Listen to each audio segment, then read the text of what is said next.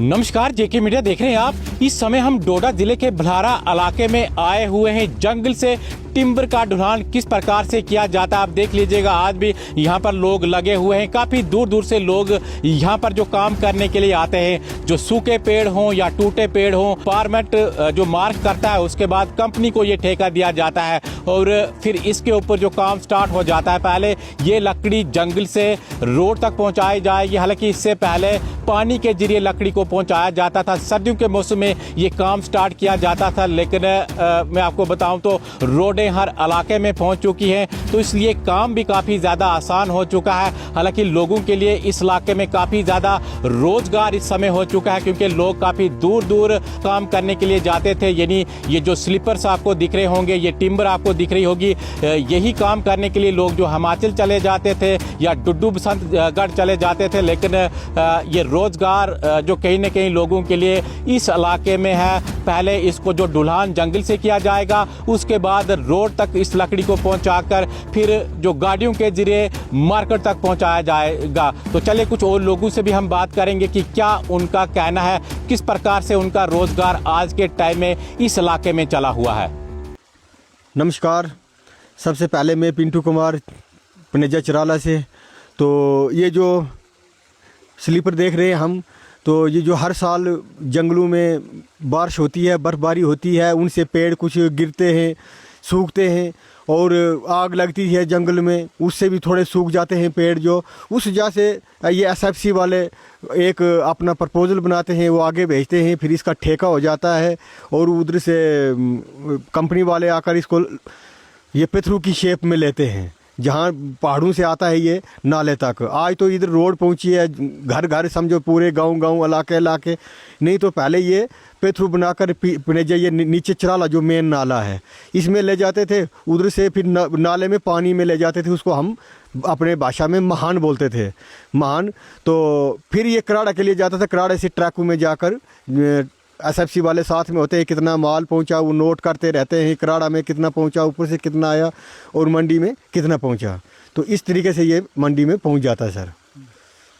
तो ये लकड़ी जो मार्केट में काफ़ी महंगी, जो उसके बाद लोग लेते हैं, ये तो अब डिपो तक पहुंचते जैसे जम्मू में पहुंचते ये स्लीपर कितने का पड़ता है, बहुत महंगा होता है। और ये स्पेशल प्योर दियार है, कोई काइल नहीं, कोई कुछ नहीं है। ये तो महंगा ही बिकेगा, क्योंकि इसमें खर्चा भी बहुत होता है। हमने ये ठेकेदारों से सुनने क्या, इसमें जैसे बनहाल के ये लगे हैं, ये हमारा ये पेट्रोल लगा है, इधर सारी लेबर जो है ये बनहाल की है, ठेकेदार जो है बनहाल का है। तो अब वो उतने जंगल से कहाँ वो सवार धार से लेकर उधर से लाया ये, तो कहाँ जम्मू मंडी में पहुँचाना है, तो महंगा तो हो जाएगा।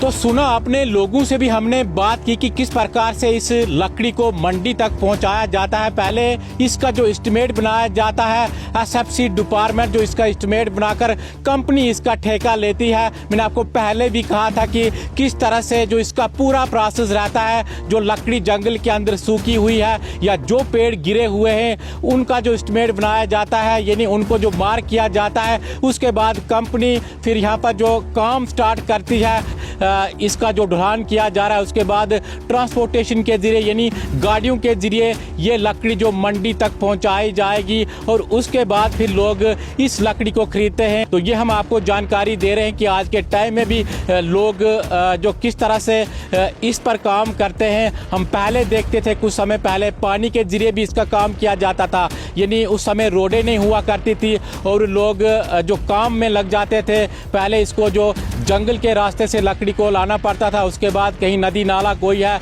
नदी नाले के जरिए सर्दियों के मौसम में खासकर, क्योंकि गर्मियों के मौसम में कहीं फ्लड आ जाए, बाढ़ आ जाए तो ये बहकर भी चले जाते थे, लेकिन सर्दियों के मौसम में ये प्रोसेस रहता था, फिर रोड तक ये लकड़ी पहुंचाई जाती थी और तब जाकर ये जो मार्केट में पहुंचती थी। लेकिन आज के टाइम में हर गांव में रोड पहुंच चुकी है, आज काफ़ी जो आसान हो चुका है। लेकिन जंगल से जब ढुलान करना है तो रोड तक इसको पहुंचाया जाता है और लोगों के लिए भी कहीं ना कहीं ये एक जो रोजगार रहता है। आप देखते रहिए जेके मीडिया।